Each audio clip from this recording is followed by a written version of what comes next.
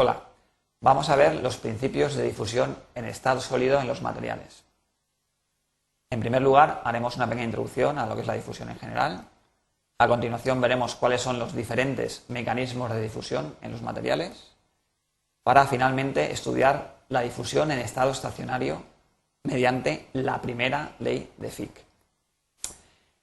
La difusión. La difusión es un fenómeno de transporte por movimiento atómico, es decir, es el movimiento de átomos o moléculas. Si observamos, por ejemplo, en la figura lo que sería un recinto que contiene un gas, vemos que los átomos o moléculas del gas están en continuo movimiento. Esto ya sería difusión, sería la llamada autodifusión de las mismas moléculas del gas a través de todo o por todo el recinto que lo contiene. Pero además, si incluyéramos un segundo gas, representado por los átomos rojos, podemos ver cómo inicialmente ocupan una zona muy definida, pero a continuación, muy rápidamente, se difunden por todo el recinto, es decir, se distribuyen por todo el recinto que los contiene, disolviéndose homogéneamente con los átomos o moléculas del gas original. Es decir, ha tenido lugar una difusión de una sustancia dentro de la otra hasta obtener una disolución homogénea de ambas. Lo que pasa es que en estado sólido la difusión también ocurre, pero ocurre de una manera mucho más lenta. Efectivamente, en un sólido tenemos una estructura cristalina muy bien definida y mucho más rígida y con menos movilidad que lo que podría ser en el caso de un gas o en un líquido. Pero de todas formas, todavía puede ocurrir la difusión. Si vemos la figura, podemos observar cómo puede ocurrir el movimiento atómico de la sustancia de los átomos rojos o azules gracias a estos huecos que quedan en la estructura. Pero claramente vemos que la difusión es mucho más lenta que en estado líquido o en estado gaseoso.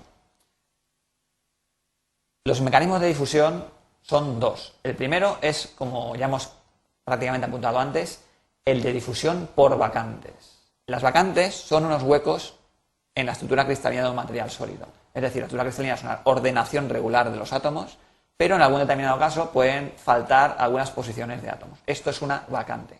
Pues bien, la presencia de estas vacantes facilita el movimiento atómico, es decir, la difusión. Podemos ver aquí cómo esa vacante puede ser ocupada por un átomo vecino, la nueva vacante generada puede ser ocupada por otro átomo y así sucesivamente. Finalmente, obtenemos un movimiento relativo de la posición de la vacante de esta posición a esta, o viceversa del átomo que había aquí, pues relativamente se ha removido hasta la posición original de la vacante. El segundo tipo de difusión es la difusión intersticial. En este caso tenemos un átomo, una sustancia distinta, que ocupa un intersticio, es decir, un hueco dejado por la estructura cristalina. No un hueco dejado por la falta de un átomo del material, sino un hueco dejado porque la estructura cristalina deja huecos debido a que consideramos los átomos como esferas rígidas. Esos son intersticios y pueden ser ocupados por elementos más pequeños.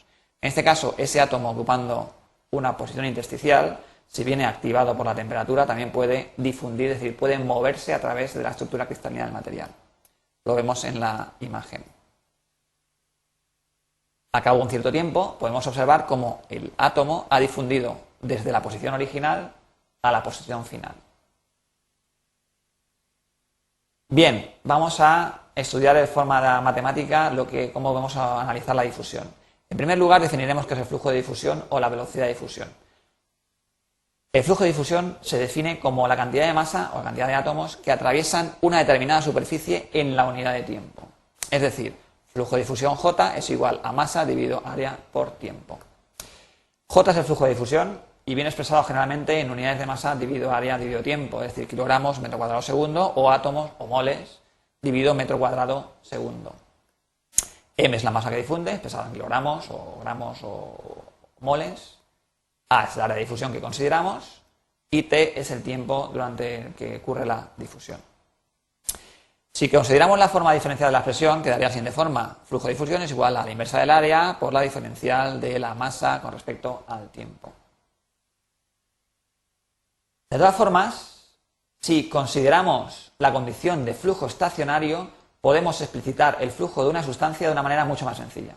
Es decir, consideramos flujo estacionario J igual a constante, consideramos además que el gradiente de concentración, es decir, la variación de la concentración de la sustancia difusiva dentro del material es conocido e invariable con el tiempo, tendremos lo que se llama la primera ley de Fick, que relaciona el flujo de difusión J con el gradiente de concentración de la sustancia difusiva dentro del material y con un coeficiente D, que es el llamado coeficiente de difusión.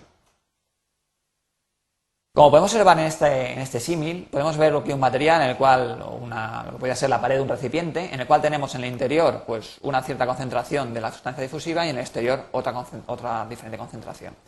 Cuando se establece el equilibrio, vemos que el gradiente de concentración pues, es digamos, invariable con el tiempo. Situación estacionaria. Bien, en este caso pues, se ha establecido un flujo de átomos, una difusión de átomos dentro del material. Bien, cuando aumentamos la concentración de la sustancia difusiva en el interior, vemos que la difusión es mayor, ya que ha aumentado el gradiente. Y si aumentamos todavía más, vemos que el gradiente aumenta y la difusión todavía es mayor. Es decir, claramente vemos, como sigue la ley de Fick, en el cual dice que el flujo de difusión es proporcional al gradiente de concentración. Cuanto mayor sea el gradiente, mayor sea la pendiente de concentración de la sustancia difusiva dentro del material, mayor será la difusión. Por lo tanto, podemos decir que el gradiente de concentración es el motor de la difusión. Es decir, a mayor gradiente, mayor diferencia de concentración de las dos sustancias dentro y fuera, mayor es la difusión. Finalmente, haremos una pequeña mención al coeficiente de difusión D, que viene expresado generalmente en unidades de metros cuadrados dividido segundo decir área dividido tiempo, y que es constante para un par de sustancias dadas a una temperatura determinada, es decir, para una sustancia difusiva dentro de una que va a difundir a una temperatura determinada. Depende de las sustancias y de la temperatura, pero una vez fijadas estas, es invariable.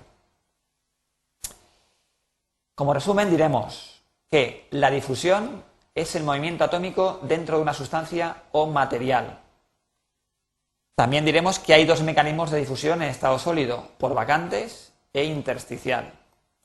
Y finalmente, decimos que el flujo de difusión es proporcional al gradiente de concentración de la sustancia que difunde y al coeficiente de difusión D, que es una propiedad del material y de la temperatura.